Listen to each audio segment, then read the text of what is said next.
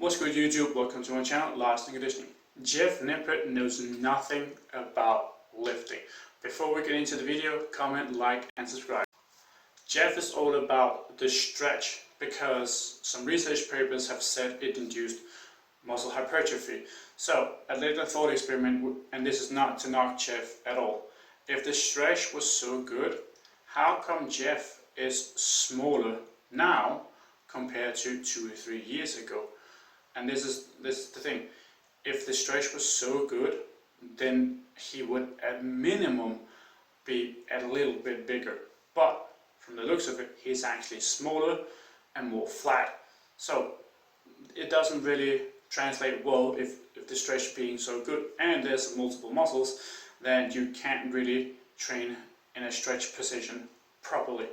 So it doesn't make sense at all. And this is just a thought experiment that you need to think about. If the stretch was really so good, then he should be a little bit better now than he were a couple of years ago. Jeff is part of the science-based lifting crew, and several years ago this was very much needed, as there were way too much stupid and in general just super unnuanced thoughts and advice about training. So we needed something a bit more nuanced, which was why research started to come out a bit more and more people started using it.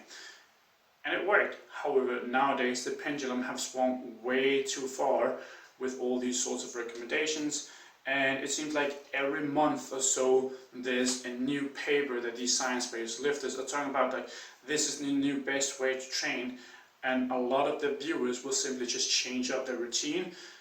And here's the thing, they never get any proper progress because they constantly change up what they're doing. 1 week is the stretch, next week is not, then the week after is something else. Constantly changing up what you're doing isn't going to help. And then there's also the constant change of how much volume you should do, and volume just isn't put equal.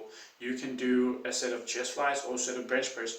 Which one's going to create the more fatigue? Bench press, obviously, anyone can understand that.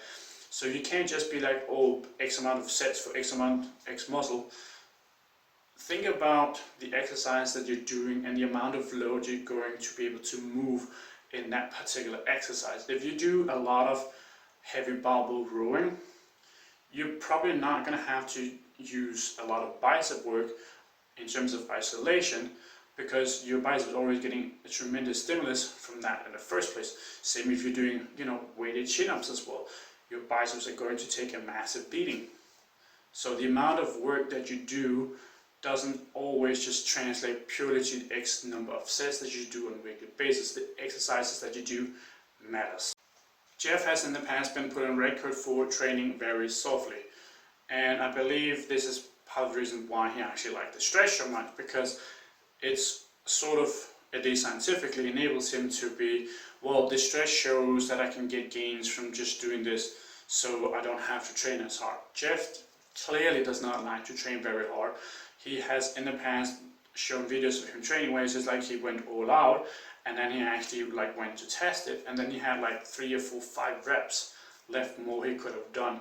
So Jeff is extremely bad at actually gauging how much he pushes himself. And he doesn't like training hard. And training hard is, well, hard. And it can be very uncomfortable at times.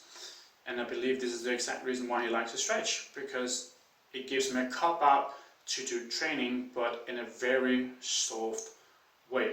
Thank you for watching. Lasting Conditioning, signing out.